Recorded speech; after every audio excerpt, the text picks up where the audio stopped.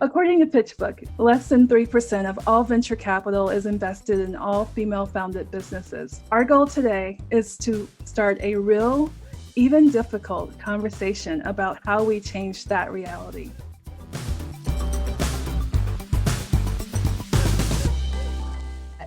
Personally, in my journey, it has been challenging to find and access capital. I would say also resource management.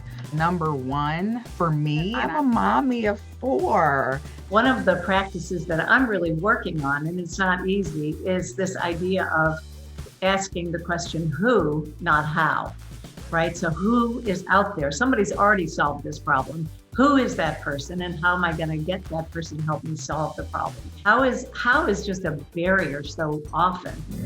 One of the wonderful things about Cincinnati is that we do have P&G and Kroger and some other really great big companies here, but we also have a lot of SMBs. We've always known our platform is best in a large global enterprise, but most of who we sold to in the early days was people who didn't have procurement.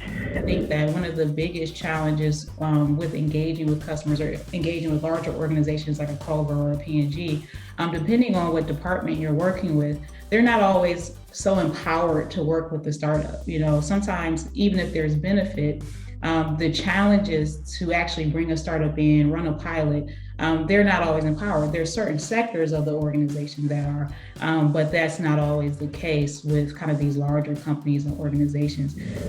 It is really hard to partner with startups just because our processes are built to reduce risk. I think as Cintrifuse is connected to the funding resources, I think that kind of this idea of P&G Ventures being a part of Cintrifuse or having partnerships or Kroger being a part, that could be a little bit more intentional, where it could be coupled with the funding so that you don't spend 1 year trying to get the funding and then an additional 1 year trying to acquire the customer. So Cintrifuse was really helpful to us. They actually connected us first to our champion, the person who ended up becoming our champion inside of Procter & Gamble, and then to the person in Switzerland who ended up helping us get us around procurement at Procter & Gamble. A friend of mine, Christy Brown, who's also a female founder, she had sent Cintrifuse an email saying, are there other women doing this? And they sent her a list and we started a group. So we've created within Ventures this culture that is, when we meet with founders, every single conversation starts with, how can I help? I was on Clubhouse the other day in a great conversation with other female founders. Just the incredible tips. Like one woman was saying how she takes charge of her conversations with VCs or any other funders by saying, okay, here's our 3-step process. That sometimes we don't like to ask for help. We've got it. We're smart. We're connected. I encourage people all the time, just ask. What we had to do was reimagine the problem again, because the problem wasn't the same as it was just 2 weeks ago. We looked at what could we do as an organization to assist in some of these solutions, and what we built into our system was the training portion of it. And so we experienced the good and the bad of it. Some of our contracts got delayed because people weren't sure about if they had budget anymore when the world shut down in March last year. On the inverse side, we've always targeted remote working. And so, but it's always been like, that like 1% of the world that works remote. And all of a sudden it became 100%. We had it all figured out, right? And all of a sudden COVID hit. And we couldn't go in anyone's homes, and we could not go near anyone. And it just completely flatlined everything. The economy has just shifted. Like, the money is not gone. There is so much money out there. Like, if you look at what's happening with SPACs in San Francisco, it's like, how are there hundreds of millions of dollars just available right now? And how do I get some? Having the ability to control your emotions. I always say you got to take control of your emotions as a founder, because it is a roller coaster. It's ups, it's downs, and it can't cause you not to stay steady the course. So plus, it wasn't really COVID that caused us to shift or pivot. It was actually Black Lives Matter. And what happened for us was my co-founder and I really had to look at our company and say, what does this mean for our company? And what do we do in this crisis, in the face of this crisis? Our clients were making public commitments to using more Black businesses, which was awesome. And we realized that we were in a really great position to help with that. So there are actually new opportunities created through this. It's hard, you have to shift, but startups can, we're agile. I couldn't travel anymore, which certainly caused me to have to think about different ways that I would get work done. The epiphany that I had was the incredible access that all entrepreneurs, and especially female entrepreneurs, had in being able to pitch like this and not having to travel, and the efficiency that drives. And efficiency is important for everybody, but it's particularly important when you wear a lot of different hats. This year, it's just been fantastic because we do cocktails and conversation, which of course don't involve any cocktails, but do have a lot of conversation. And you just get to know people in a way that it never would have been possible before. Like that's my daughter also moved in. She hadn't lived with us for probably 8 years.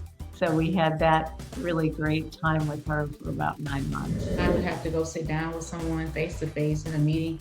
I could get maybe 2-3 meetings in a day.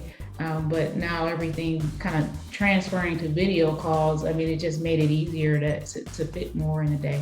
The silver linings, one of the biggest ones is about access. CES or EY's Strategic Growth Forum, and I could keep going on and on. They were open to everybody.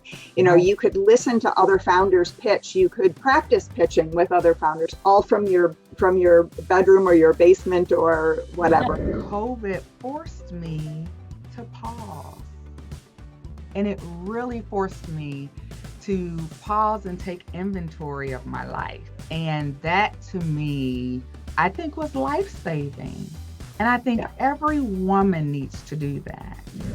In our family, it was my husband. He quit his job so that I could keep working. I could cry, but I have cried a lot about it. It just really touches me. And he could not have done that 50 years ago.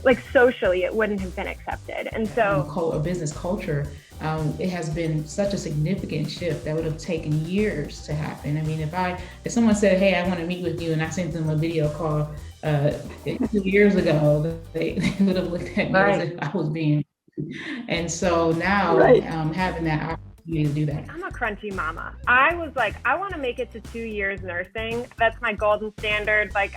Don't judge me.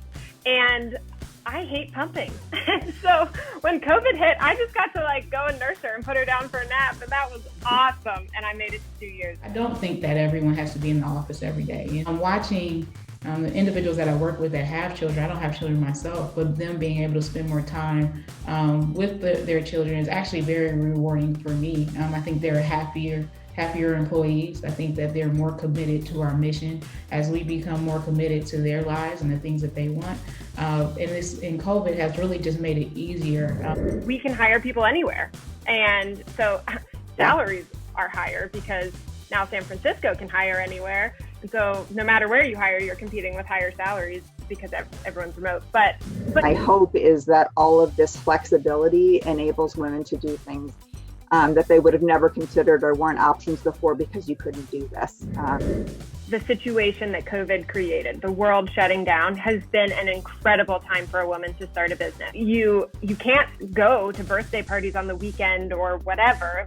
You don't have those social events anymore. You do have Shopify, Squarespace, all of these tools that make it real cheap and real easy to put something up on the web. For $15, do a test of Facebook ads and see if you have a viable business idea. It also really caused me and allowed me the time to focus on my children. Always soar professionally, but personally was kind of that work-life harmony, that work-life balance. But say for an entrepreneur, especially a female entrepreneur, this is one of the most important areas that you can focus on. At Cintrifuse, we can route you to hundreds of resources in our community. For $150 a year, a Cintrifuse membership will give you up to $20,000 worth of services, vendor discounts, and more. Point being, we will do everything we can to empower you to pursue your big idea.